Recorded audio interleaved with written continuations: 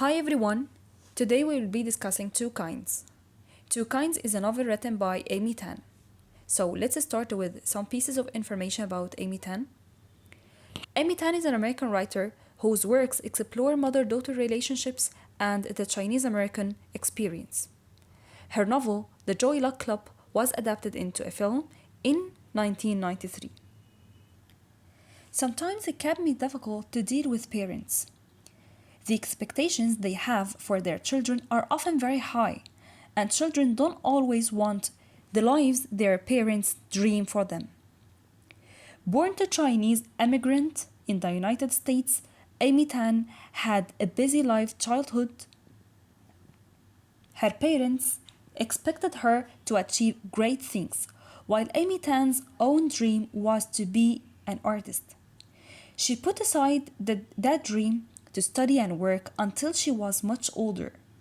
Her stories are based on her life and highlight the difficulties of growing up with her mother. Two Kinds take place among Chinese immigrants in San Francisco. The story begins with the mother, Mrs. Wu, having a dream for her daughter, Jemmy. She has a dream for her daughter to be or to help her to be a prodigy. By reading the first paragraph, we will find that the theme of the American dream is very clear. So let's see it. My mother believed you could be anything you want to be in America. You could open a restaurant, you could work for the government and get good retirement, you could buy a house with almost no money down, you could become rich. You could become instantly famous. So, as we said, the idea of the American dream or the theme of the American dream is very prominent in the first paragraph. As Mrs. Wu wants her daughter to be a prodigy, she had some trials. The first trial was to make her like Shirley Temple. Shirley Temple is an American actress, and she wanted her daughter to be like her. She wanted her daughter to be the Chinese Shirley Temple. But unfortunately, when she cut her hair, or when she got her hair cut like Shirley Temple, it became like Peter Pan. So she failed in being Shirley Temple, even if she joined a school for training later on. But what about Jemmy's feeling towards being an actress like Shirley Temple? Well, at first, she was as excited as her mother. But when she failed to be that one, when she failed to be a good actress, her mother decided to bring her or to have another trial, which is bringing her some magazines for prodigy children. And she used to have tests every day. But unfortunately, again, she feels like the first trial when she tried to be an actress. So this time as well, she fails to be to achieve well in many of the tests that her mother gave her. By reading these two lines, we will find that they are significant. But why? Let's read them, then we're going to discuss them. And after seeing my mother's disappointed face once again, something inside me began to die. Here, we consider these words are significant as starting from this point on, Jemmy started to lose hope, started to lose excitement, started to act, yes, she continued acting and having the tests, but listlessly, means without excitement. So simply, these lines or these words are significant because they could be considered a turning point. Like Jimmy, her mother started to be disappointed and stopped trying making her that talented person. Till she was watching the TV one day and she saw a young girl playing the piano.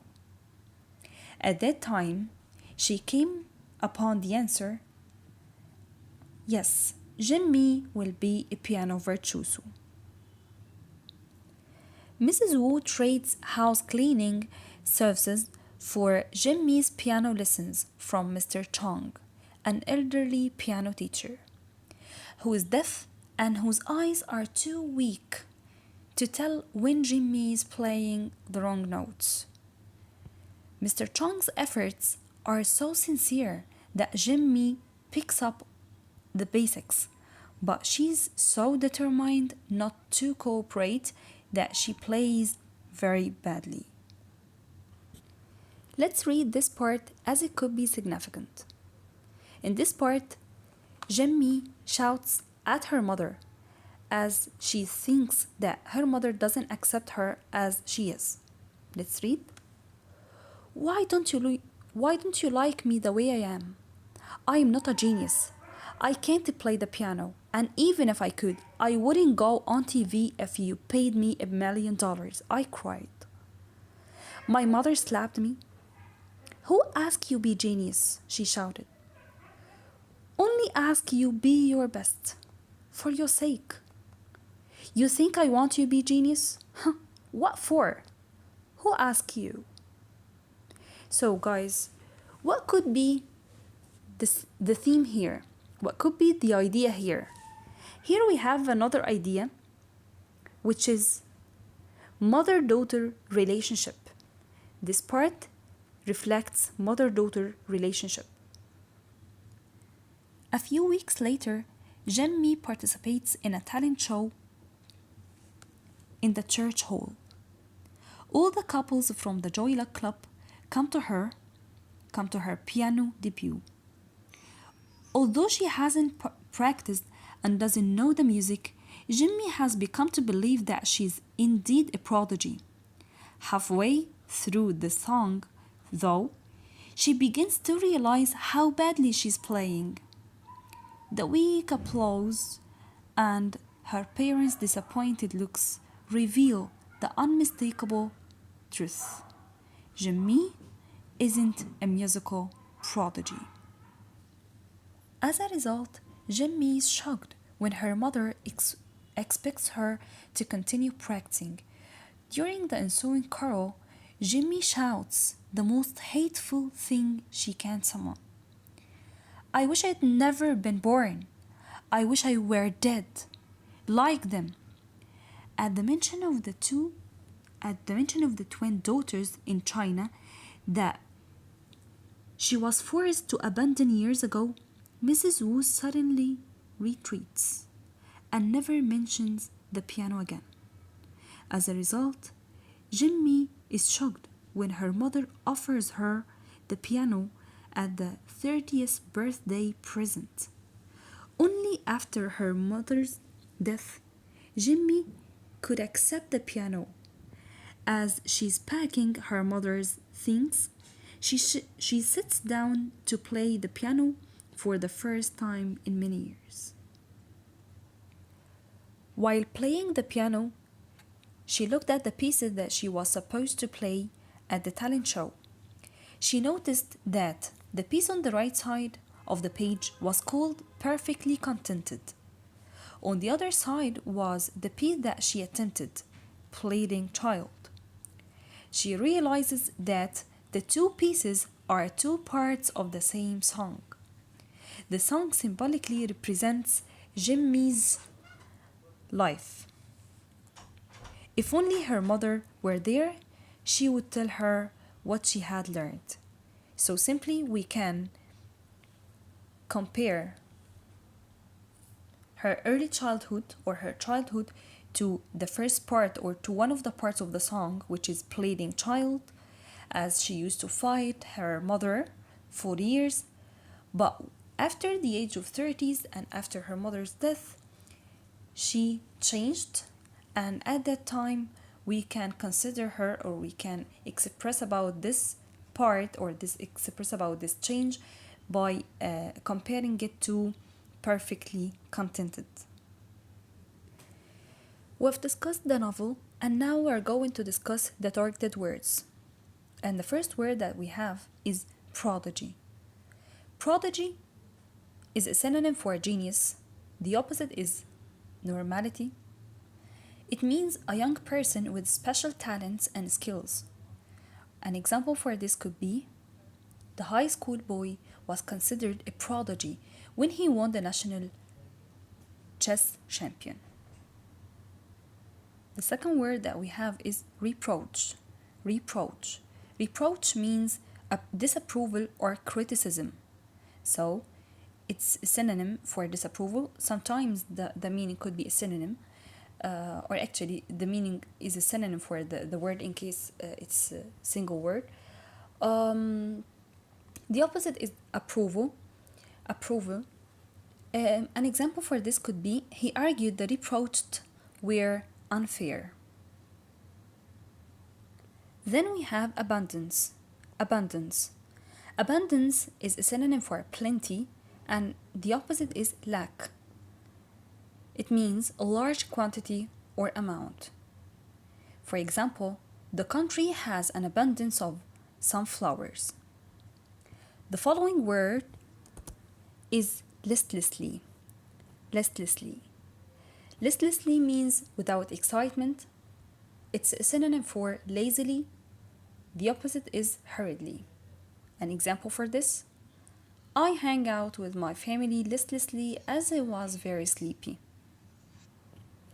Rhythm. Rhythm means a steady pattern of sound. It's a synonym for meter. The opposite is incoordination. An example for this: drums are basic to African rhythm. Conspired. Conspired. Conspired means to make a secret plan. It's a synonym for operate. The opposite could be neglect. An example for this: all the six men admitted conspiring to steal the car. The following word is memorize. Memorize. Memorize means to learn and repeat without mistake. A synonym for store. The opposite is forget. An example for this: I think I'm ready for the quiz. I memorized all the related parts. Asserting. Asserting means